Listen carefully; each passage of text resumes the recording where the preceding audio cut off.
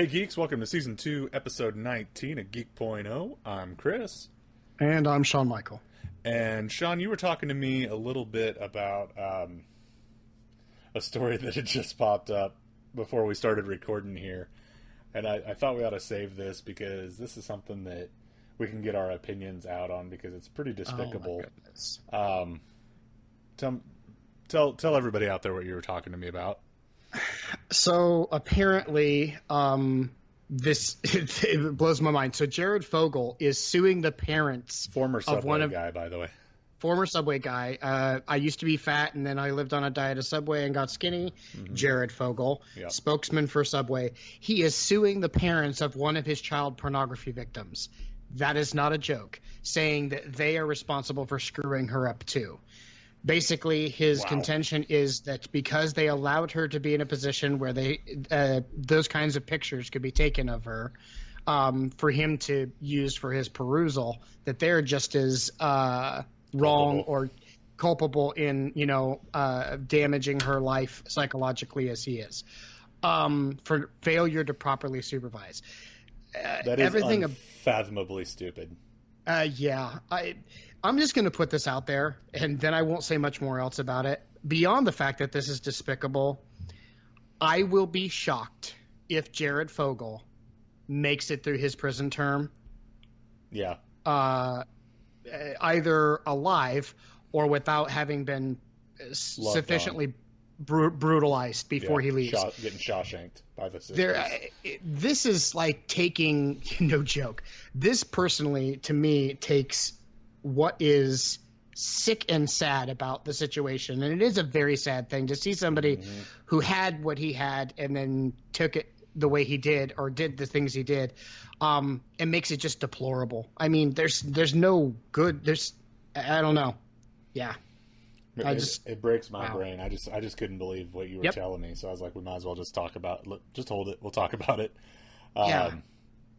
This dude's a piece of crap. Wow. I can't. Wow. But so there's our pop culture moment for today. Yeah, there's the first pop culture moment of the day because that's insane. But we are going to talk about this is going to be a relatively tech heavy episode of Geek.0. First focus is going to be on the Apple Touch disease. I know we talked about it a little bit in the last episode, but we talked about it last week and then it blew up. And not necessarily because we talked about it, but it showed up on every single news outlet out there.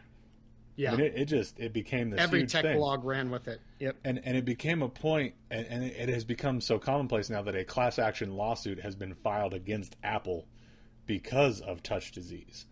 Why don't you give everybody out there a little bit of a rundown of what touch disease actually is? And then we can kind of go into the fact that Apple is doing what they're doing about it, which is nothing.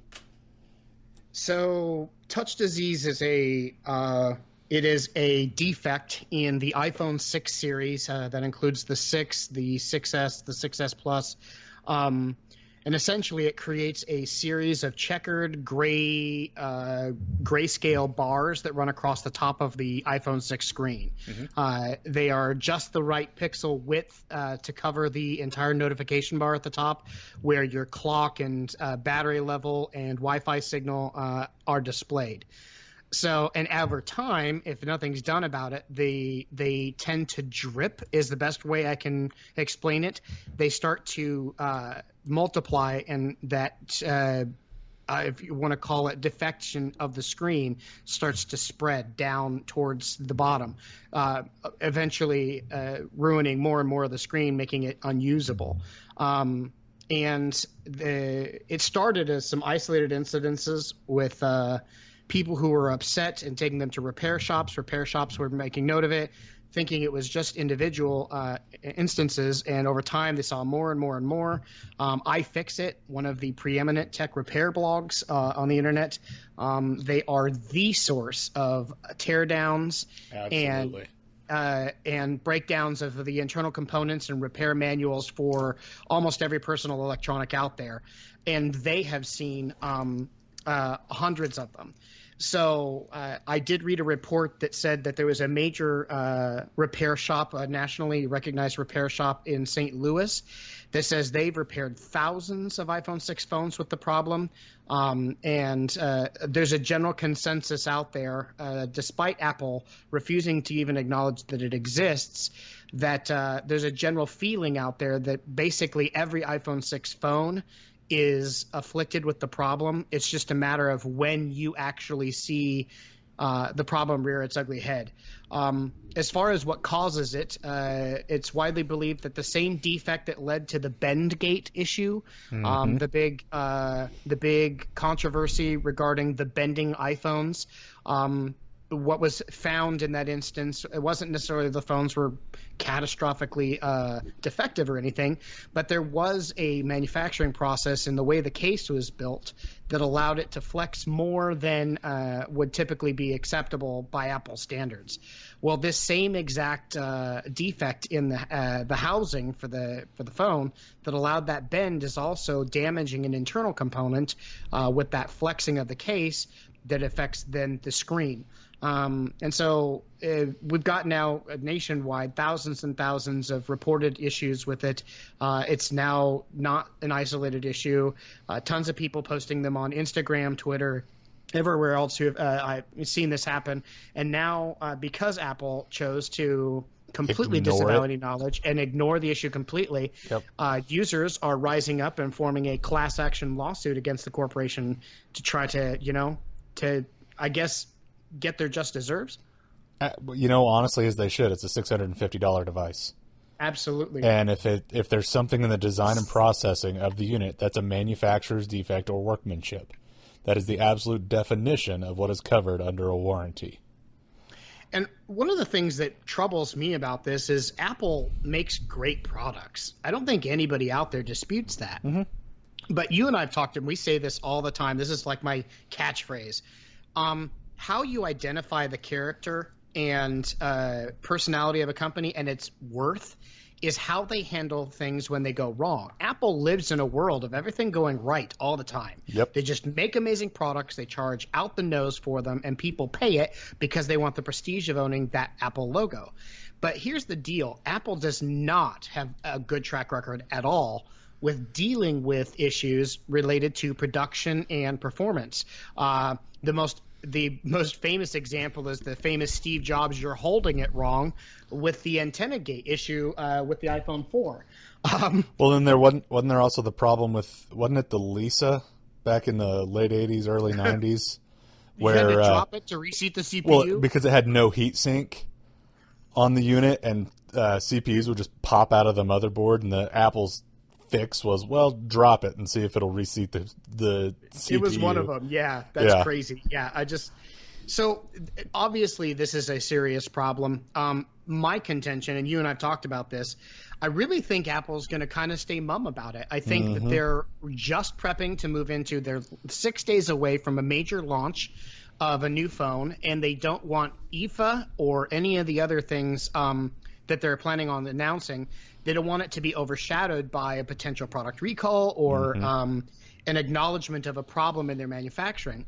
Apple's really hoping at this point, in my opinion, that once the iPhone 7 launches, people who are frustrated or who have the problem will just opt to upgrade their phone instead of pushing the issue with getting the existing one repaired. It saves Apple hundreds and hundreds of millions of dollars in potential, outsourced repair costs or recalls and things like that by just getting people excited about something new, and they'll forget about the old. And unfortunately, Apple consumers are like that. They're not the kind to stick to their guns. They're like, ooh, new shiny thing from Apple? We'll okay, see. And I'll forget about everything else. Because I'll tell you this, I hope that's not the case. I will say this: if Apple were to make good and take iPhone 6 phones that are affected and noticeably affected by touch disease and swap them out for a new 7, that would be exactly what that is exactly what they should do in this situation.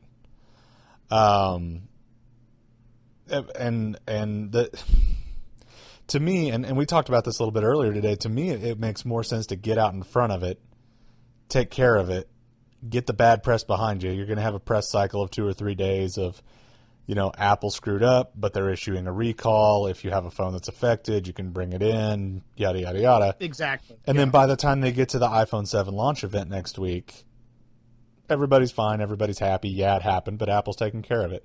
Let's see what the new thing is. Maybe when I get the fixed 6 back, I'll trade it in on a 7 because Apple took care of me. You know what I mean? Earn that trust for that new product. Show me how you handle this one, and I might get your next one. Yep, exactly. And this isn't the only bad news of the week for Apple either. The European Union has come down with this interesting, I guess is a word for it, interesting ruling that they're wanting Apple to pay $14.5 billion in back taxes on a tax code that they rewrote to make Apple pay more taxes. Yeah, this is ludicrous. This is pretty ludicrous. Yeah, I mean, go ahead and get a little more in depth with that as well. I mean, because this is jacked up. Yeah. So, the European Union, Apple makes a lot of money. Everyone knows this. They've got I don't remember what the last count was, something in the neighborhood of $212+ billion of just cash surplus. That doesn't count investment, property. That's just surplus cash they have to find a place to stash and do something with, so they don't lose it in taxes. Yeah, no joke.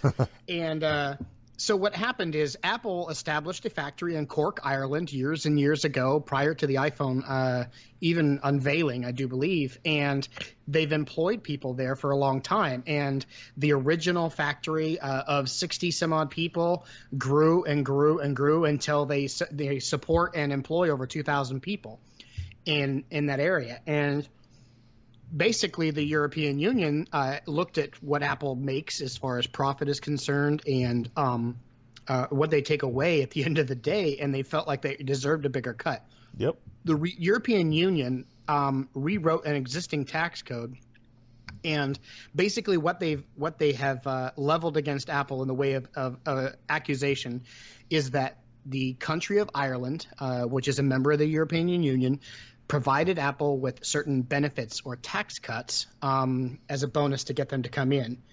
And Apple, in turn, didn't pay their full fair share of taxes.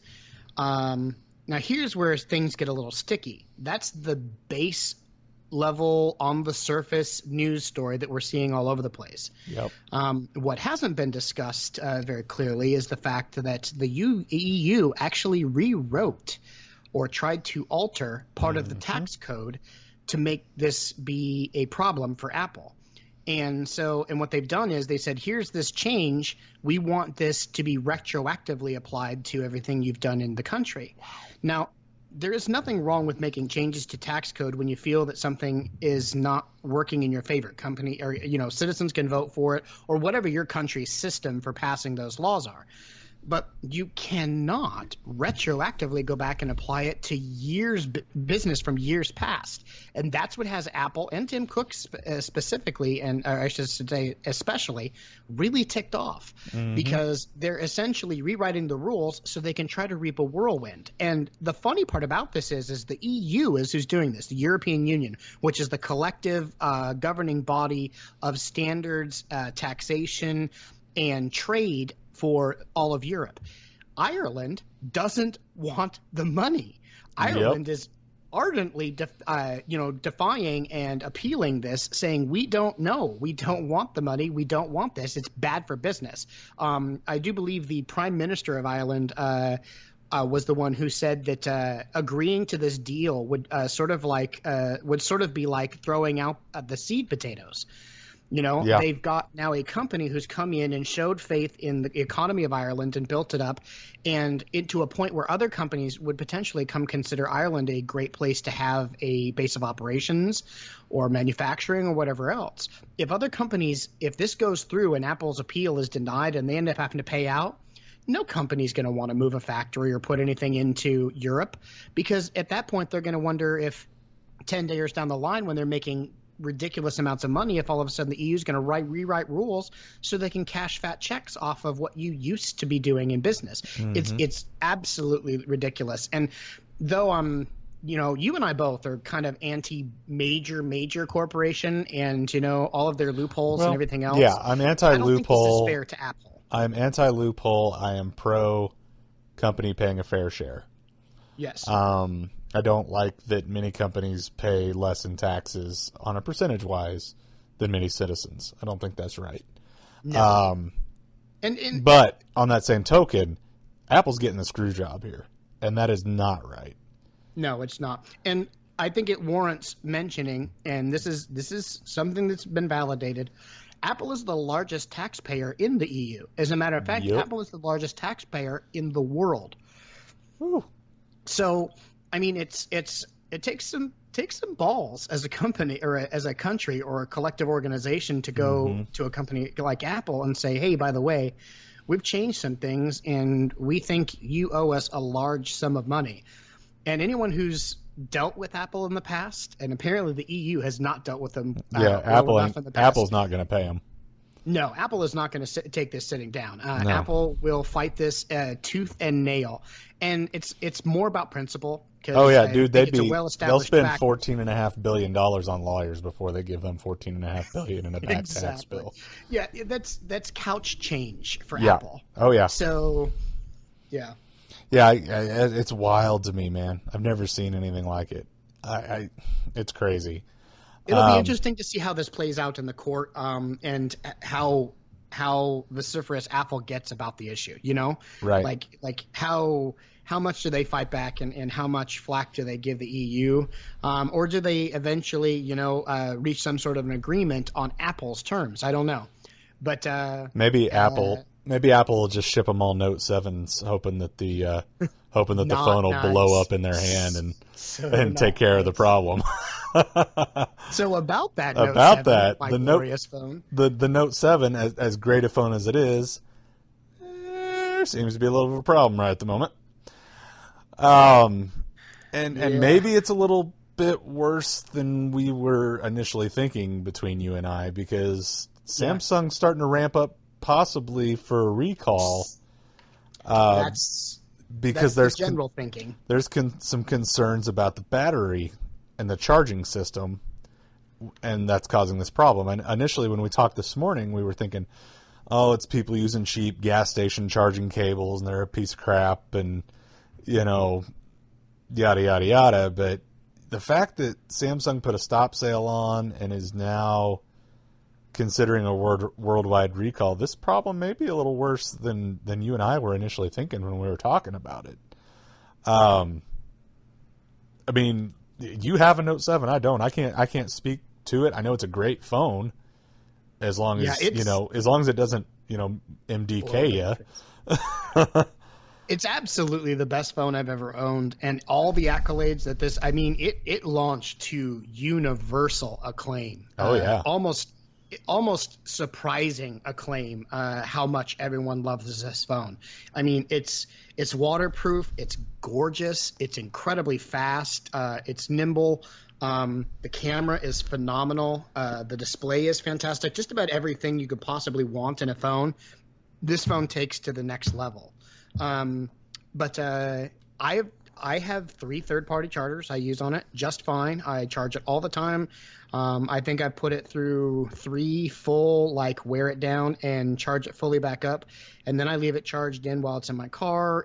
Almost any time I can, just leave it charged in. So that's just become a habit of mine over the years with different smartphones not having decent batteries. It's just become a habit. If there's a charger available, it's plugged in. That's all there is to it. So... but I don't have any issues. But this originally started with a couple of reports coming out of Korea where actually it was 2 reports that the phone had exploded while charging. The first one was someone using the Samsung provided adapter for a micro USB to USB-C cable, and they were using an old off-brand micro USB cable, and their phone caught fire and exploded. And then there was another incident reported by a South Korean news agency of another person. And since then, a couple of news agencies out of Korea have confirmed, or let me rephrase, have stated they have received 4 or 5 additional reports. reports of the phones exploding. So what Samsung did as a responsible corporate citizen, rather than telling the users they must be doing something wrong, Apple. Yes, that was a shot at you, Apple. Samsung said, we need to investigate and take a look at this. Of course, anytime something this big, that's this new, has news like this pop up, the stories run wild. Mm-hmm. There was news reports of them shutting down production. Nothing happened. There were 2 South Korean carriers who received notification that their shipments were delayed immediately after these reports. So the news reports came out saying that Samsung was delaying shipments due to this issue because they were investigating what may be the case. But a report came out this afternoon, not long after we originally talked this morning, with a South Korean official stating that they had spoken with someone in Samsung who has not yet been identified. But he's just saying an anonymous source inside Samsung who said that they are looking at the potential of whether or not the battery itself may be the problem. And so Samsung's playing it safe. They're doing the right thing. They're potentially talking with Verizon. Apparently they did speak with Verizon, and it is potentially, the speculation is to issue a worldwide recall on the phone so that they can work out whatever issue. Now, it does use an entirely new charging system, and it does have a new battery. So it is a fast charging system. It charges very fast. Mm-hmm. Compared to any phone I've had before. And I'm wondering if that proprietary charging mechanism is where the problem lies. I haven't had a problem with mine, but obviously enough people have at this point that Samsung is erring on the side of caution. But this isn't good news. No, it's not. For me, as a Samsung fan, Samsung's been struggling behind Apple for a while, and I really feel like at a pivotal point like this, after the success of the S7, right when the Note 7 launches, this is incredibly bad PR for Samsung. Yes, it is. In this particular time frame. Well, and one of my major concerns here, besides people's heads blowing up, is what's going to happen to guys like you that it's your phone. We were just talking about this because you're right. If they do a worldwide recall, are they going to give you a S7 to hang out with until then? What are they going to do? I was talking to Missy about that about an hour and a half ago. Is what happens to somebody like me? Because this is not a cheap phone, folks. No. Aside from the 128 gig 6S Plus, this is absolutely the most expensive phone that you can buy in this country. So I showed $900 over for this phone. Humble bragger. So what? Humble bragger. No. Well, I pay it up front. It's on device payment. But what I'm saying is it's not a cheap device. No. And so when you do issue a recall, how do they compensate? Are they going to refund it and then just put me into another phone? Are they going to give me a S7 Edge or something as a replacement in the meantime until it's worked out? Because I love this phone, and I hate the idea of having to give it up, but it is a Verizon phone. So if they issue a recall, am I compelled to? Am I just on my own if something happens? If they do it just on your own, there's going to be a big problem. So you what? If it's just you're on your own, that's a huge issue. Well, no. I'm saying if they issue a recall and I don't send mine back because I'm in love with mine. Oh, yeah. Yeah, then I'm on my own. I didn't follow instructions. So then if I wouldn't, personally, don't recommend that. If your head blows up, you probably can't sue Samsung. I love this phone. I know. It's a nice phone, but we don't want it to be like that scene on Scanners. So, Oh, God, guys, see that movie. It's so good. Yeah. Very interesting to see. I don't know. We'll see what happens. It's not like a car recall where you can take your Nissan Altima in and they have an airbag ready to pop in and pop out. You can't go to the Verizon store and there's someone in the back that's going to tear this phone apart and put a new charging system and a new battery. I wouldn't trust somebody at that Verizon ain't how that works. Yeah, exactly. Oh man. But next week, a week from now, we'll see how all the Note 7 kablooey stuff kind of works itself out, and we'll see how the Apple Touch disease stuff works itself out. Maybe they'll take a page out of Samsung's book and nut up a little bit and actually admit that there may be a problem and look into it. But before we get to that point, we're probably going to be getting to the Apple event next week, next Wednesday, September 7th. Which it bugs me a little bit that it's on September 7th, and let me tell you why. PlayStation meeting has been scheduled for months. They had a news cycle, they did their due diligence, and then Apple comes in last week and goes, hey, guess what? We're going to do ours on the 7th too. And, while maybe that's more just the tech blogger in me that doesn't want to have to cover both events nearly simultaneously, whining and complaining, and the fact that the average consumer isn't going to watch both of these events, it's a little shady. I think that Apple came out and did this. They're basically trying to capitalize on Sony's news cycle from the feel of it, right? I mean, doesn't it feel a little cheap? Yeah, it does feel like a cheap shot. And you and I talked about this earlier. If they were doing it on the same day as a Samsung event, like a direct competitor, it makes perfect sense. That's what you do. That's what corporate business is like. You try to upstage your competitor. Yeah, like if Microsoft came out and said, hey, guess what? Now we're doing an Xbox footy pajama event on September 7th. Then I'd understand it. But it's just like Apple's just like, we're the only people that can have tech news in September. So we're going to put the screws on September, and we're going to put the screws to PlayStation. But anyway, I interrupted your thought, but go ahead. No, I was going to say I agree wholeheartedly. I think that the timing is kind of piss poor, if you ask me. Mm-hmm. That they're going to hold it on the same date as the PlayStation event. I just think the Apple, though. I don't know. I don't know if this was with the day that they had originally intended, and it was sort of like, crap, Sony's having their event on the same day. C'est la vie. They're not, you know what I mean? It's not like it's going to overshadow. But what if they announce an Xperia phone, Sean?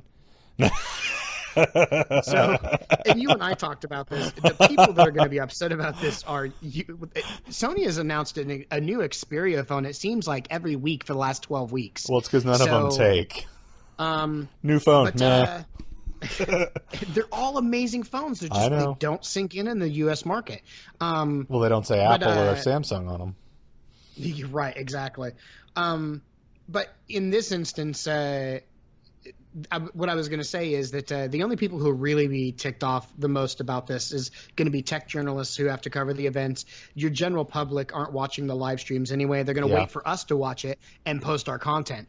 So, So the Apple meeting, which means I'm probably going to get stuck on Apple meeting, and you'll get to do PlayStation because I'm the one with an iPhone and I'm the one that's supposed to care. That's okay. I've been trying to work this out. So the event is on the 7th, September 7th. Is on Wednesday, I should say, September 7th at 12 p.m. in our time zone. So that's 12 p.m. Central. That's Apple, correct? That's Apple. Okay. And then the PS4 meeting will be at 2 p.m. our time. So it's at 2 our time? I thought it was 2 Eastern. Yeah. So we may be all right here. We might be okay if Apple gets their stuff together and works quickly. Then they may get through their event in time for us to catch the beginning of the PlayStation event. There's a first time for a lot of stuff. Apple being on time with an event. But what are you expecting to see at PlayStation meeting? I mean, since they announced their event first, let's talk about them first. So, obviously, we've seen the internet go wild over the last week over the release of the quote-unquote PlayStation 4 Slim. Basically, this is a marzipan textured, slimmer, lighter version of the PS4. Looks like a couple of pieces of burnt toast. Yeah, I was going to say, with a really nice finish. I was going to say the burnt toast box. Yeah, the burnt toast box. It's an interesting look. I can't fault them for it. It's the exact same texture that the original PS3 Slim had. Yeah. It's just kind of funky looking, but I haven't held it, so I can't say anything about it in person yet. So, nonetheless, the interwebs have gone crazy over this thing. Unboxing videos have been put up all over the place. Tons and tons of pictures of the new controller, of the new system. So we all know it exists. The only company the only people who don't acknowledge that it exists is Sony themselves. And we as a collective whole. I have a feeling the reason is because Sony's still a little bit bitter about the stealing of their thunder for the PlayStation event. So one thing of note is this new PlayStation that is going to be unveiled at the PlayStation event that we already know about. Clearly on the box, nowhere on the packaging or in the manual for this unit is it say that this is a PlayStation 4 Slim. Which is very, very interesting. Yeah, it just says PS4 500 gigabyte. So what we know is this is a smaller, more compact, more energy efficient PlayStation 4 without 4K capabilities, but it comes in both a 500 gigabyte variant, which we've seen, and in the manual mentions also a 1 terabyte model. So the general consensus... Oh, go ahead. I'm sorry, I'm going to interrupt. Haven't they always advertised the Slim model as a Slim model? Right? Always, yes. Like all on the friggin' box. PS2 yes. Slim, PS3 Slim. Yes. So it's interesting. That this does not say it. It's interesting that the boxes don't say Slim on them, so I'm guessing that's leading you to a conspiracy theory. Well, I'm just putting this out there because I've seen it in a couple places. There's been some speculation that there's the chance that Sony would reveal 3 consoles, meaning a Slim, this new regular PS4, and then the PS4 Neo. I think from a technologist standpoint, having watched the industry for so many years and just understanding some basic business, that would be a terribly catastrophically bad decision by Sony. Completely agree. It would cause so much market fragmentation and consumer confusion. I think we've done enough reports on, and you and I have talked about enough on, and we've seen enough people post comments on our blogs about how confusing the idea of the middle of the life cycle releasing a slightly more powerful version of your existing console already has been. Oh, when the first rumors came out about the PlayStation Neo, dude, I was I was more than happy to carry a pitchfork and a torch to Sony corporate, making me want to buy a new dadgum console after 4 years. Oh man! So, what we're going to see is at least this system's going to be acknowledged. We know it's out there. We know it's real. Sony will officially announce it. For those who haven't seen it, you can come check it out on the website. But basically, it's a smaller, slimmer version of the existing PS4 with a better cooling system in it. And it's supposed to be more energy efficient. There are some optimizations in the firmware for it. It does not ship by default with firmware update 4.0, but it does have new controllers in it, and those new controllers have a light bar in the touchpad, which is very interesting, but it's very dim from the angle that you normally game at. Good. But it does allow you to see it directly through the touchpad. And this new system does allow for direct USB connection of the controllers for a little faster or cleaner communication over PSN. And then, of course, they're going to unveil the PlayStation Neo, the much anticipated and much ballyhooed, more powerful, souped-up muscle car version of the PS4. We'll see. Yeah, we have absolutely no idea, folks, what to expect from this thing. The specs, the rumored specs, hit the internet months before E3. May or something like that? Late May, early June? So the internet went nuts. Everyone was like, ooh, what the heck? And then what happened was Microsoft dropped a bomb at E3 and unveiled not only the refined Xbox One S, which is a masterpiece for the Xbox family, and then the ridiculously powerful, on the level of an extremely powerful gaming PC, Xbox Scorpio. And Sony all of a sudden was like, we're not showing the Neo at E3. And so Neo got pushed to this PlayStation meeting, and there's wide speculation, and Chris and I wholeheartedly agree that Sony actually went back to, not necessarily to the drawing board, but came back and said, okay, we've got to make some changes here if we're going to remain competitive. And that's why there was a delay in the release of the Neo. So all we know is what specs were rumored before Sony went to go make changes. So we're kind of gleefully, what's the word? Cautiously optimistic. Yeah. We would love to see Sony unveil a kick-ass, like super powerful Neo. This conference is only a week away, so we won't know until then. But we'll either be pleasantly surprised, kind of meh, or will be utterly disappointed. That's the three ranges we'll have to choose from.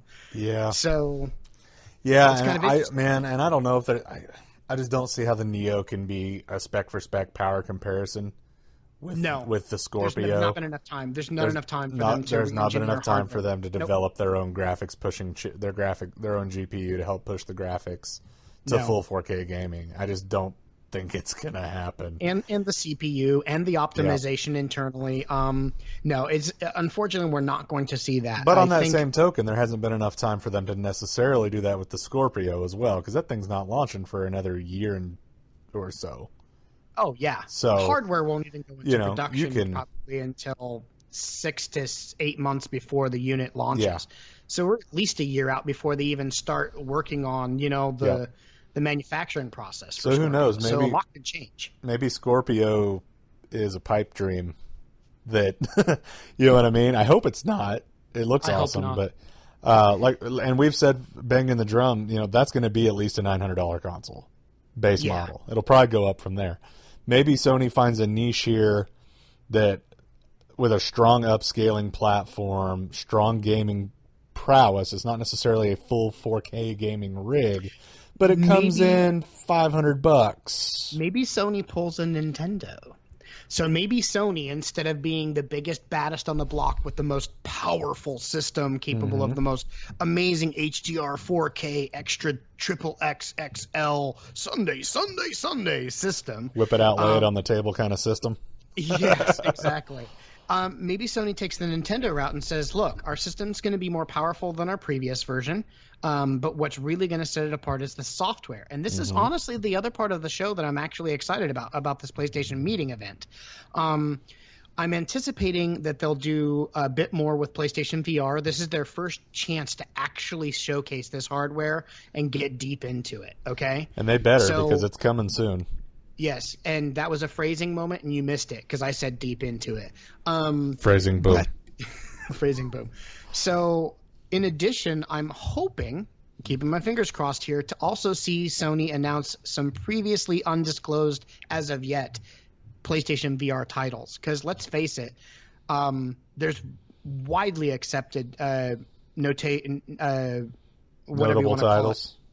No, there's a widely accepted string of thought that the Neo was originally designed because they wanted to provide the absolute best, most powerful experience for PlayStation VR possible. Right. And so these two products go hand in hand. So I guarantee we're going to see some stuff related to VR and the power pushing it, as well as some of the functionality. And I'm hoping to see some additional new software too. Yeah. Sony's lined up some great games so far that have already been physically announced, and some 7 or 8 of them are already available for pre-order on Amazon. But we're a month away. Come this event, we're basically 40 some odd days away from the launch of the VR. So, and I'm anticipating as well the Neo. Yeah. I'm anticipating the Neo to go on sale end of October as well. You would think it would be like it would in a way make sense that the launches would coincide, but on that same token, then you're talking maybe a $500 console plus a $300 headset, and you're talking about an $800 setup to make this happen, and that's that's gonna scare some parents, to say the very least. I wouldn't be buying my kid no $800 setup. I tried to put some salve on the wounds by pre-ordering the VR when it first was announced. That way, when the Neo hit, it wasn't like half a paycheck. You know what I mean? Man, golly, it's gonna be great one of these days when we're a big enough tech blog to they send us the stuff and we don't have to buy it anymore. We'll get back to the office and just sitting on the porch is boxes from Sony, from SCEA, and we'll have to have an office at that point. Yeah. Man, because we're still filming this stuff Wayne's World style, folks. This is public access podcast.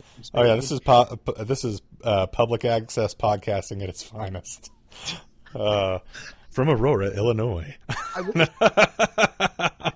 Oh, that's That's so fantastic. Well, so now we know Sony is going to rock it on the 7th at 2 p.m. But you did mention that Apple also is going to have some things to talk about at noon. Yeah, iPhone 7. Okay, I'm done. No, I'm just kidding.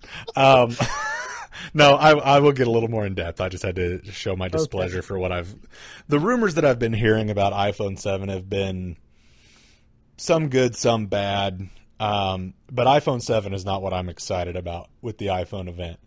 The iPhone 7 is going to be a minor upgrade with a major downgrade, if you ask me. You're going to see you're very, very, very, very, very, very likely going to see the elimination of the headphone jack.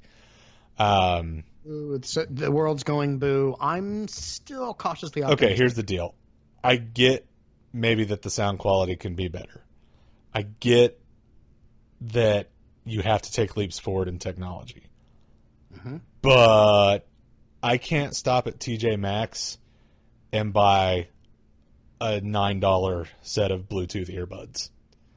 Agreed. And I can't, if it's a Lightning port for a wired headset, I can't plug my phone in at night and plug my headphones in at night and listen to Netflix while I go to sleep, or Spotify, or something along those lines.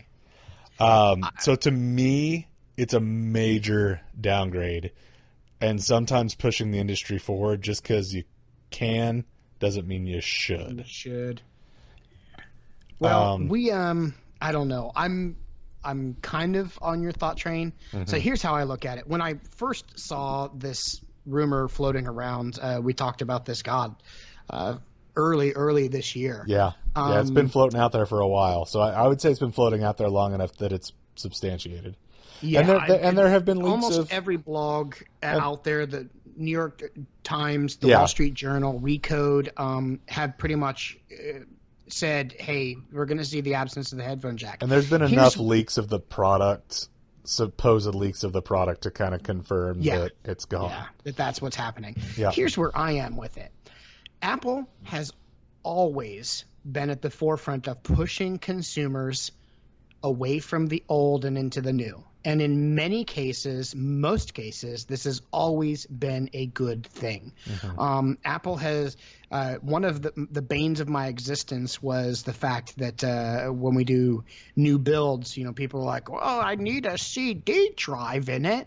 And software hasn't come on discs in 3 years. Right. You can't find a company that makes software on the disc unless it's like some low-end, cheap shareware type product, Yeah. So Apple pushed hardcore the removal of disk drives from computers and laptops, which made them smaller, more power efficient, sleeker.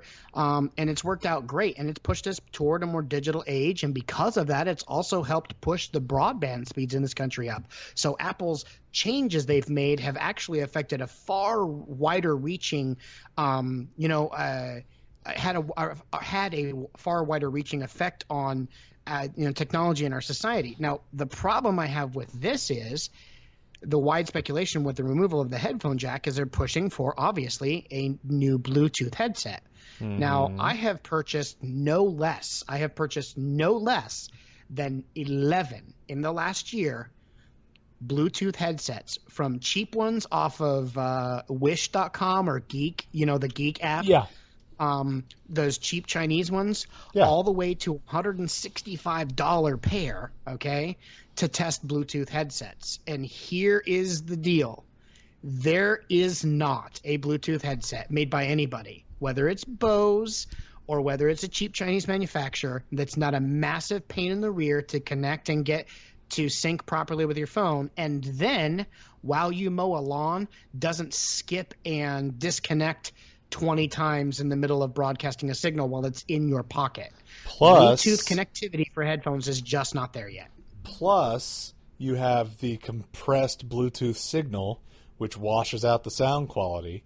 And if you're any kind of audiophile, that's a no-no. That's a huge no-no. And that's actually one of the things that Apple's was totally a problem with pushing towards the digital revolution on media, whether it be movies or music is a lot of times there can be a compressed sound quality, especially with music, where digital downloads, you get something from iTunes or Amazon Music or whatever, and unless you download it at the highest possible bit rate, which very rarely do they offer a full RAW format, you don't get the same sound quality that you did on a CD. No. And before, so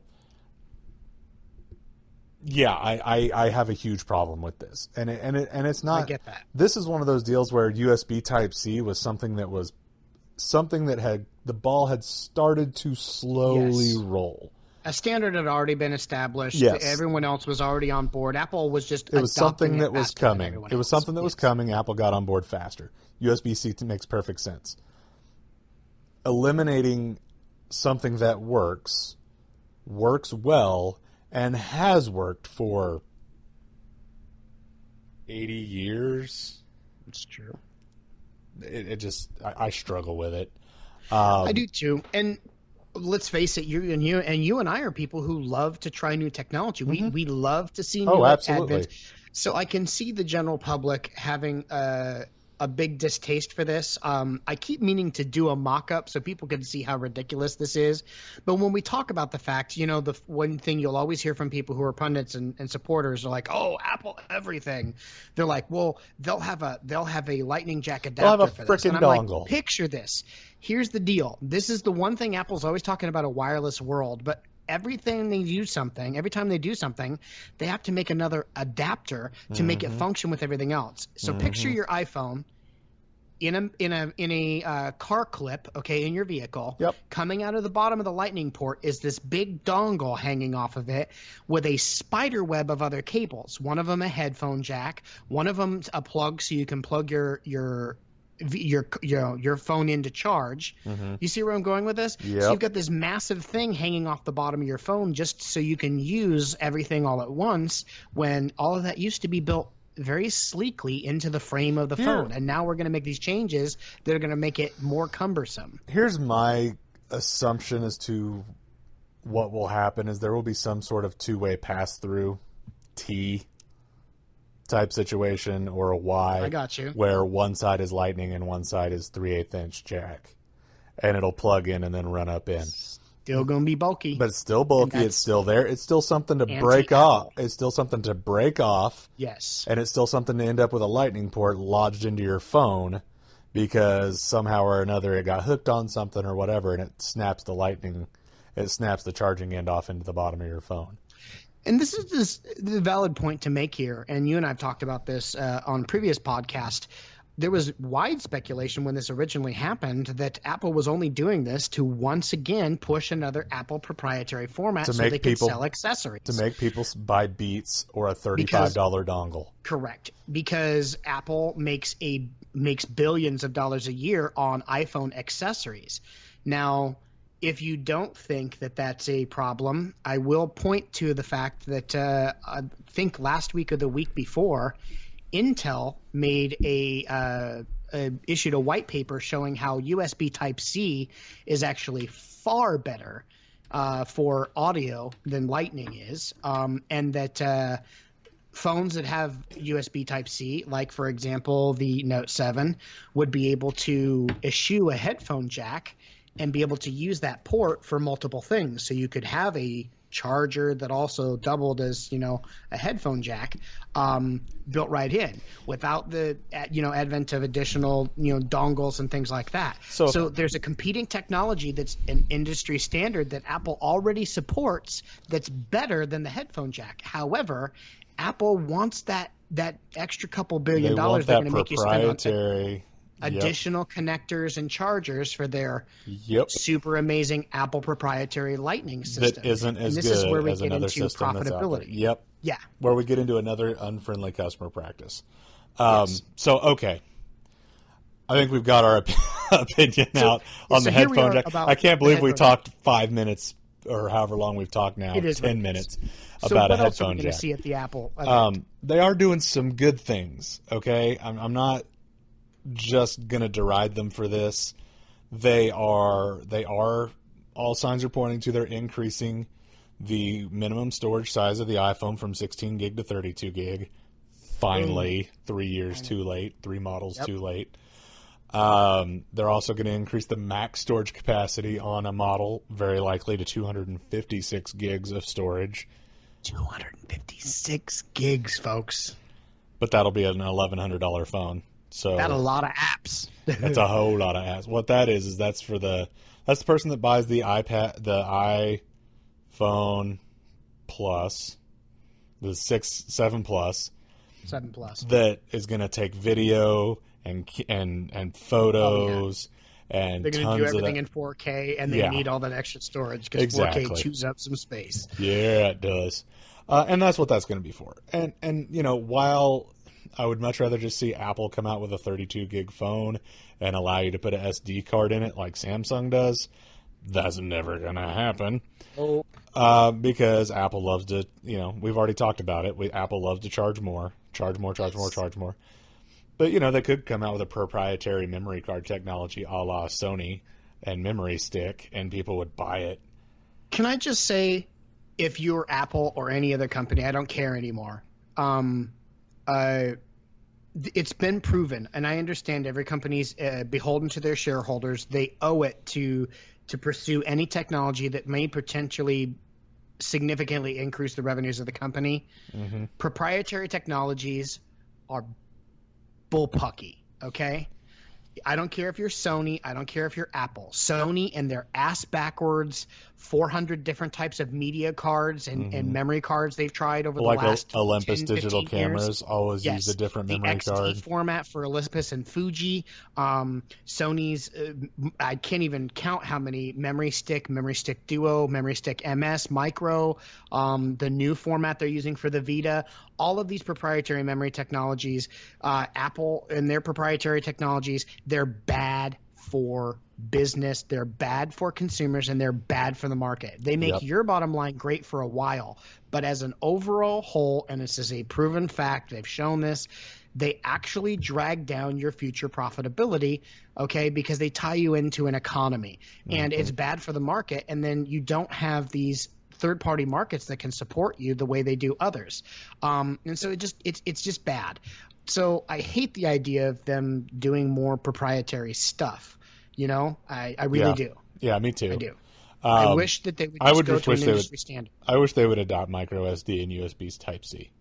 Yeah, so you could at least expand your storage. That's the thing. It's the same thing with them soldering the RAM in. And then that ended up becoming a thing because they're like, look, Apple did it, and people bought their computer. So now every laptop, you can't just buy a base model laptop anymore, or a high end processor with base RAM and then upgrade it for $35. Because Apple charges a fortune for RAM, way more than the market standard or rate. So consumers who couldn't necessarily afford Apple's extremely high-priced products who really wanted them would opt for a lower-end model, and then they do the upgrade themselves. And Apple's like, forget that. If you want the good stuff, you have to pay top dollar for our most expensive unit. Yep. And so we're just going to solder it in so you can't make changes. And so if you want one with lots of RAM, pay over $2,000 for a laptop, and it's ridiculous. Pretty much.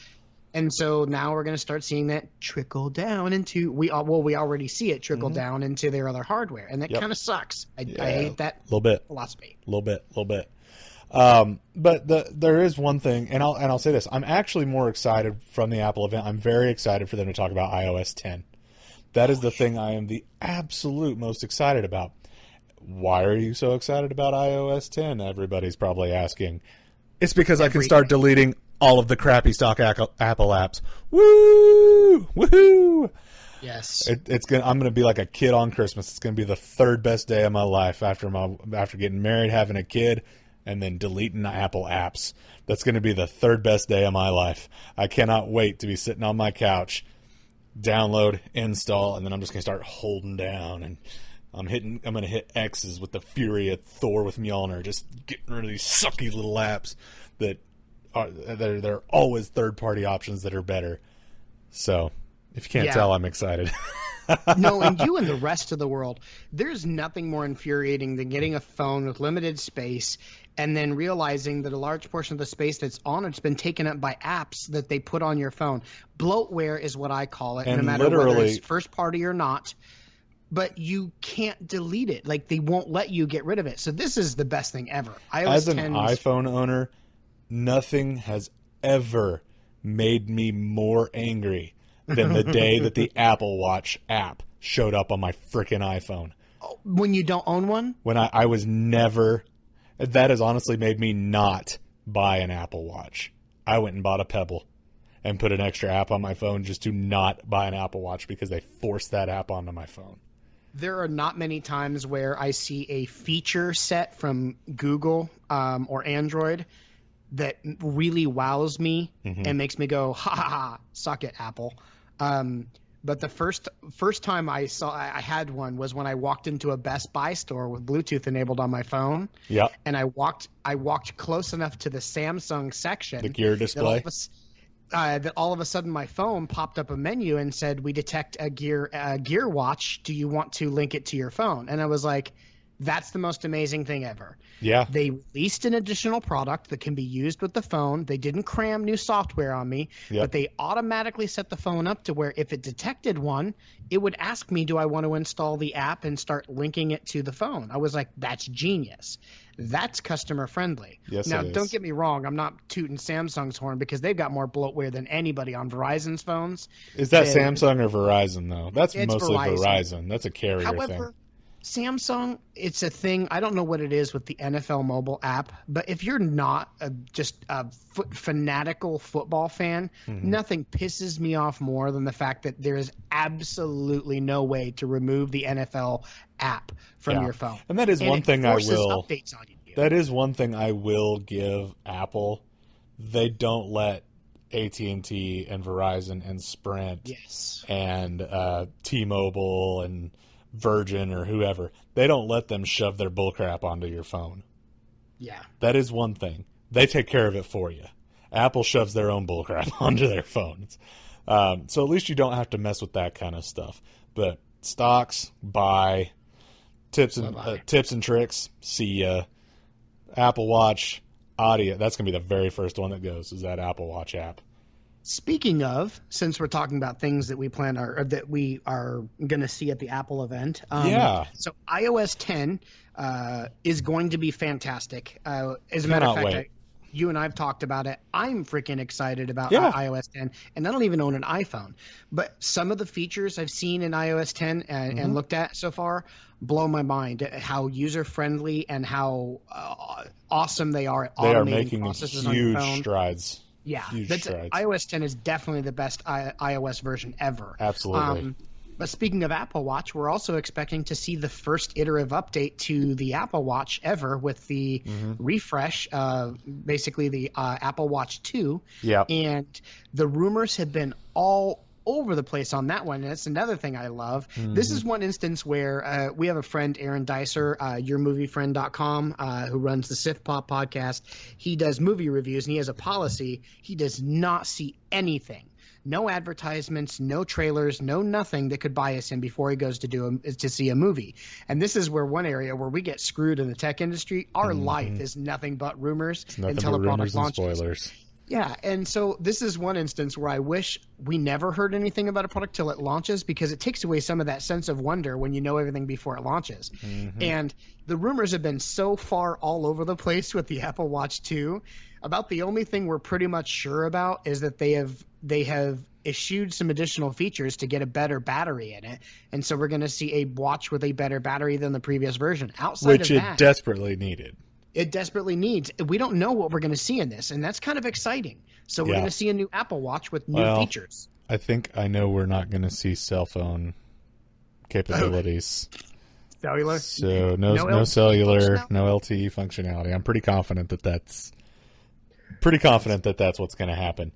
So Apple event, we're looking at an iPhone 7, an iPhone 7s Plus, okay? Yep. So minimum 32 gigabyte variant, maximum 256 gigabyte variant. Yep. I speculated this morning that the 256 would come with earpods because it's a premium model. And I'm sure those will be insanely comfortable and high quality because they're iPhone headphones. And sure enough, I found a report that said that a supplier in China has paperwork from the insert in the box showing that the 256 gig iPhone 7 Plus will come with earpods. So good on you, Apple, if you make that a reality. Yep. And then we're talking better camera, waterproofing. The waterproofing's exciting. And that's a much needed thing. Well, dude, Apple. I want to be like Lil Wayne so I can pour some Cristal on my new iPhone and it not get all... What? Woo! What? So, great new commercial. iWatch, Apple Watch 2. New Apple Watch. I just said iWatch. Yeah, I still am amazed they didn't call it that, but okay, new Apple Watch. And then something showed up in the patents. Oh yes, son. This morning. Apple showed the USPTO registered a trademark. Apple registered a trademark patent application for a Apple VR headset designed specifically for the iPhone. This is big news because there's lots of crappy. Just like a Gear VR. It does. It looks like a Gear VR. Well, hold on. Okay. I don't know in the same vein as the Gear VR, it uses your phone to act as your. The phone will snap into the front, and then you have a VR device from Apple. I'm sure Apple's will be gorgeous. Oh it's yeah, Apple. And it'll be under the Christmas tree for me. I can tell you that right now. I was just gonna say, and it's probably gonna go on my list of Christmas gifts for Chris. Yeah. Because up till now, there's been a ton of third-party Chinese cheapo manufacturers that have like generic headsets that support Android and iPhone. Yep. But there hasn't been an iPhone dedicated VR software or headset yet. So this is going to be cool because it's not just official, it's Apple manufactured. It's first party, son. So that means Chris gets to finally play with VR on his own phone. Woo! That way I don't have to steal Sean's anymore. And then, you know what the really sad part about that is? I just got my wife a new S7 and she won't allow me, which I know that makes me sound all whipped and everything, but she will not allow me to buy a Gear VR to use her phone. She doesn't want you playing with her phone. Because she wants to play with her phone, not me. So, I want iVR, which it'll probably be Apple VR, because iVR that's not a good name. Sounds like some kind of STD. iVR is actually a trademark term. It's a interactive voice response unit. It's the same technology that Bank of America, American Airlines, all of those use for their there you go. So it won't be called system. That. It'll be Apple VR. So Apple VR. Or Apple Reality or something like that. Ooh, that's a good name. Ooh. I like that. So before we go anywhere and close out the Apple event stuff, I will say I'm going to throw a red card out here. Mm-hmm. This is my joker in the deck. I have a feeling there's a good chance at the Apple event we may see the new MacBook discussed. There's been a lot of rumors. The MacBook line is ridiculously stale. Yeah, as a matter of fact, it's getting to the point where unless you actually go to the About My Mac section or About This Mac, menu, you can't tell the difference between a 2016 MacBook and a early 2015 MacBook or a late 2014 MacBook. Mm-hmm. So the MacBook, there's been a large rumor going around, and everyone's picked it up. All the majors have The Verge and Gadget, TechCrunch, Ars Technica, that the new MacBook is going to have an OLED touch strip at the top above the keyboard that not only displays information in gorgeous full color, but also has completely changing menus to have customizable displays. So you can choose what's displayed up there, but depending on which application you're in, it'll have its own set of hotkeys. So say you're in Pages, a set of hotkeys will appear on the OLED strip that are related specifically to that app, and things like that, or Finder. So this is huge. This would be a really cool new navigational tool for getting around Mac Sierra, OS Sierra, or Mac OS, I guess is what they're calling it now. That is very interesting. I kind of dig the idea of a OLED touchscreen hotkey menu at the top of the. It's pretty badass. That's pretty neat. That's pretty neat. I dig on that. So moving on from that, it's time to move on to the Week in Geek. These are the stories that, especially since we've talked a lot tonight. So. These are the stories that are on our website we think you might want to know more about. I'll just run through them. Sean can chime in, give a little bit if he wants to, but just a couple things to look at. quick reminder, if you have an Apple product, you need to go update the firmware. Doesn't matter if it's a OS, a MacBook, or an iPhone, or an iPad. You need to now go update to the most recent version of your operating system, either 9.3.5 iOS, 10.10.5 Yosemite, or 10.11.6 El Capitan, to patch some security flaws. Those are major security flaws that were targeted in the last couple weeks. So make sure you go do that, please. Next up, check out Netflix has confirmed that season 2 of Stranger Things is going to happen. I'm a few episodes into it. Sean is all the way through it. I'm very excited to finish Stranger Things. Twice and a half. Ooh, 2.5, and I'm not even halfway through it. I'm so good. So bad at binging. Full-time job.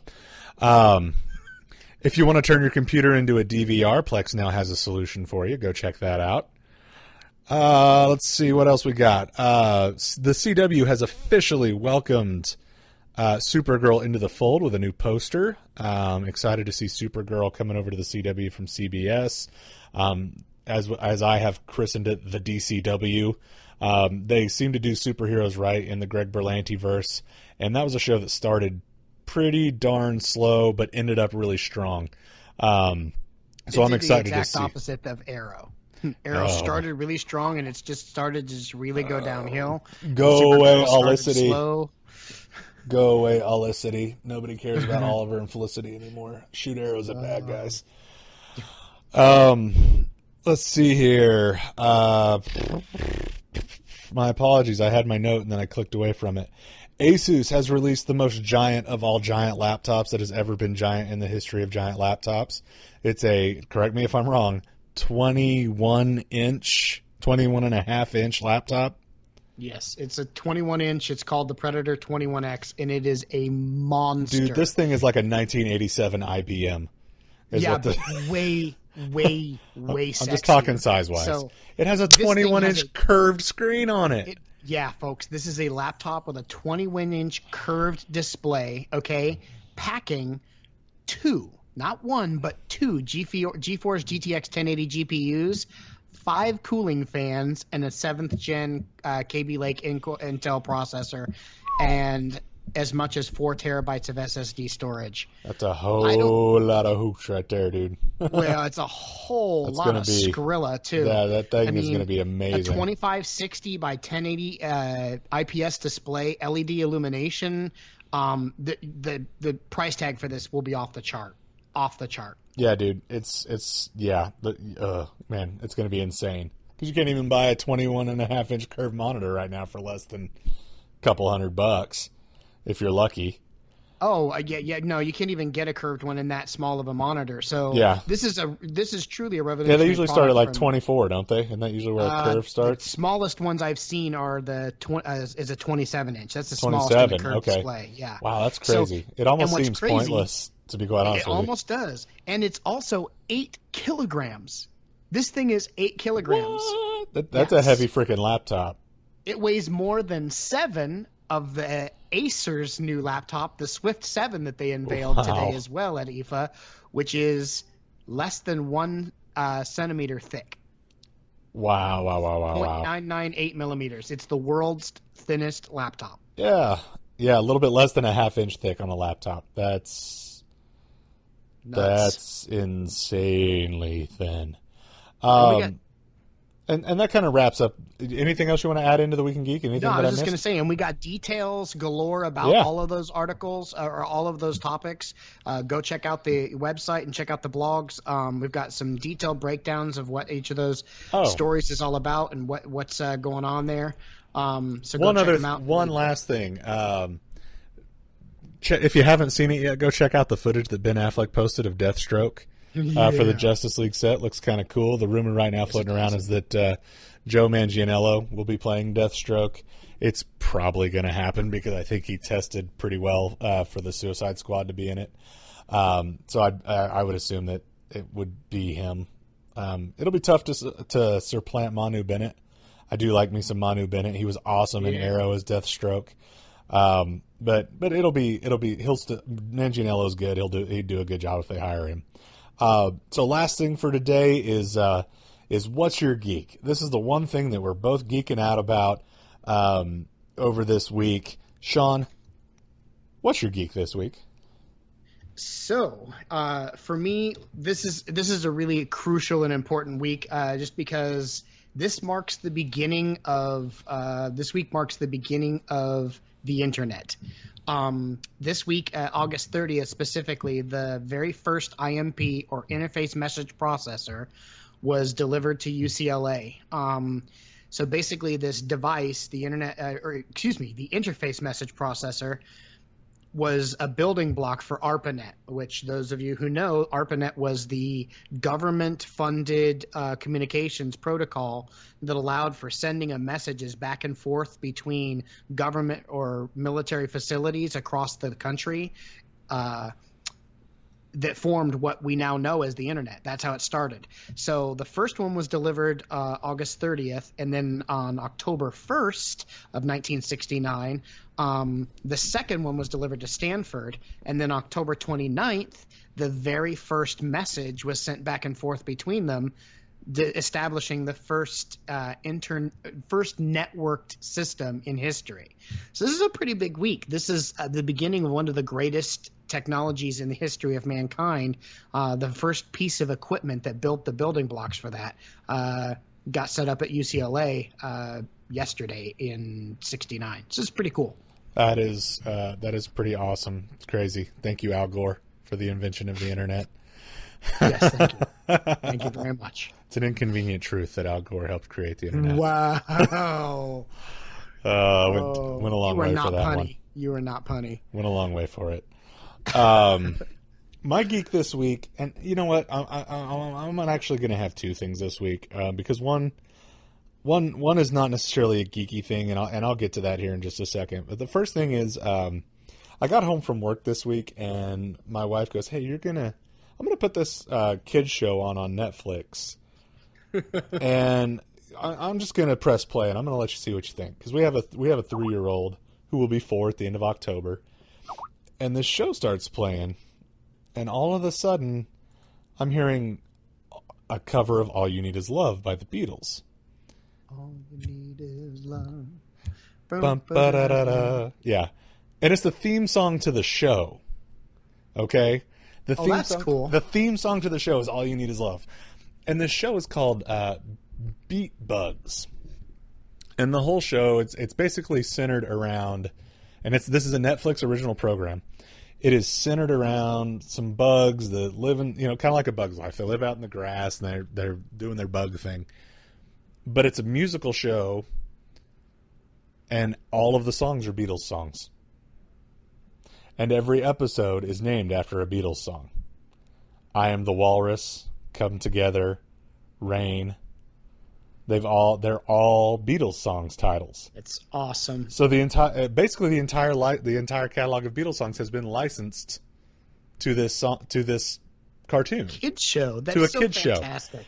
So this is going to give kids the opportunity to get in to one of, if not the best band in the history of bands. The band that made rock and roll what it is today. The band that has influenced every other band since they came out.